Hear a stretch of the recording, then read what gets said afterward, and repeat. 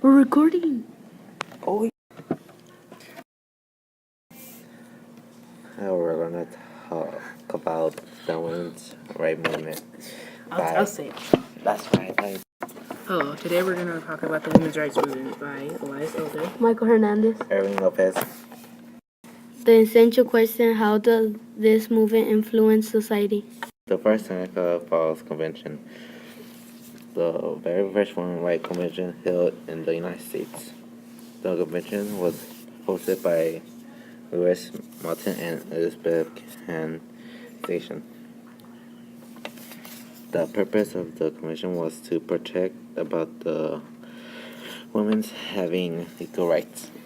In the convention, following the discussion of building and revision copy of the Declaration of Independence.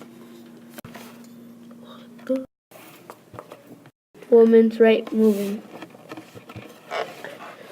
Lucretia Mott and Susan B. were leaders in an effort to allow women a greater role in American society.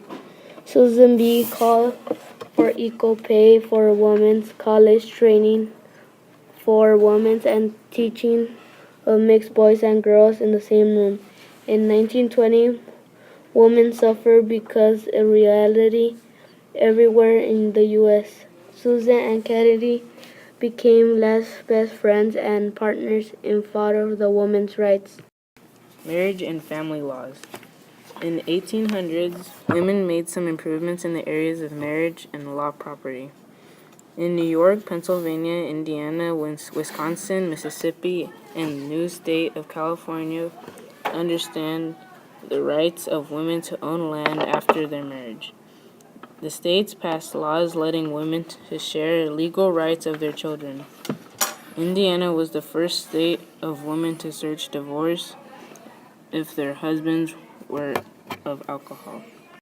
Opportunities for education.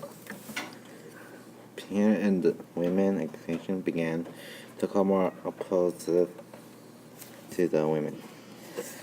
Their dream that women could. Opportunities for education. Pioneers in women's education began to call more opportunities to the women.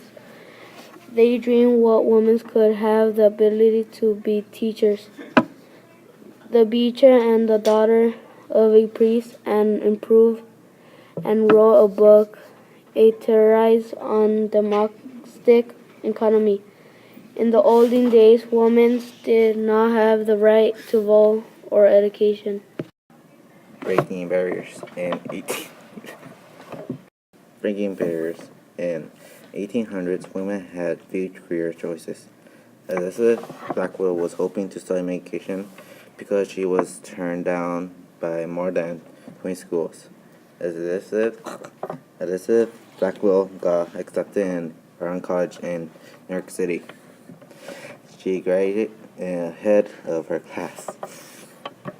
She went on to win academies and fame as a doctor. Getting into fields such as medication teaching was so difficult in those days. The sources that we used were the textbook pages 408 to 413. It's quiz time. What was the first women's rights in America called? Who were the leaders of the women's rights movements?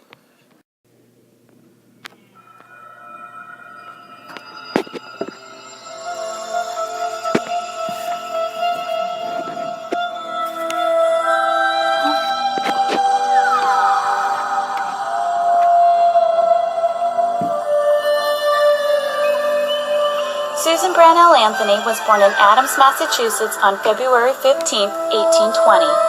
She was a prominent American civil rights leader who, along with Elizabeth Cady Stanton, led the effort in securing women's suffrage in the United States. Anthony was independent and educated and held a position that had traditionally been held by men. Miss Anthony taught at a female academy called Eunice Kenyon's Quaker Boarding School in upstate New York from 1846 to 1849. She had a prominent role in the anti-slavery and temperance movements in New York. In 1852, she organized the first woman's state temperance society in America. Additionally, she attended her first women's rights convention in Syracuse in 1852. In 1856, she became the agent for New York State of the American Anti-Slavery Society. After 1854, Anthony devoted herself almost exclusively to the fight for women's rights and became recognized as one of the most zealous advocates of complete legal equality. Anthony was vice president at large of the National Woman Suffrage Association from the date of its inception in 1869 until 1892, when she became president. Anthony was served a warrant and fined $100 for casting a vote in the November 5, 1872 presidential election. Her lawyer, Matilda Joslyn Gage, asserted it was the United States on trial, not Anthony. Miss Anthony did not pay the fine. Susan B. Anthony was honored as the first American woman on circulating U.S. coinage with her appearance on the Anthony dollar. Miss Anthony died in Rochester, New York on March 13, 1906.